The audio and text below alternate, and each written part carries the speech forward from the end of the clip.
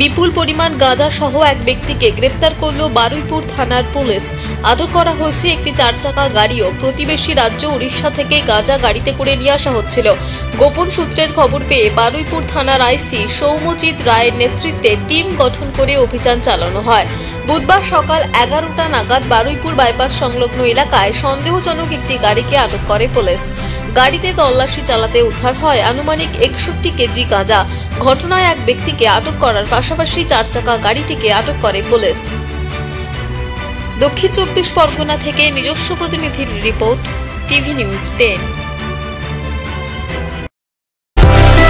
সুলভে সঠিক চিকিৎসার একমাত্র প্রতিষ্ঠান বিবেকানন্দ হসপিটাল।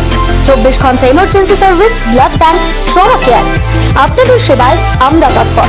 গুণমান ও পরিষেবায় দুর্গাপুর বিধাননগরের ডক্টর জাকির হোসেন এভিনিউর বিবেকানন্দ হসপিটাল শিল্পাঞ্চলের মানুষের মন জয় করেছে।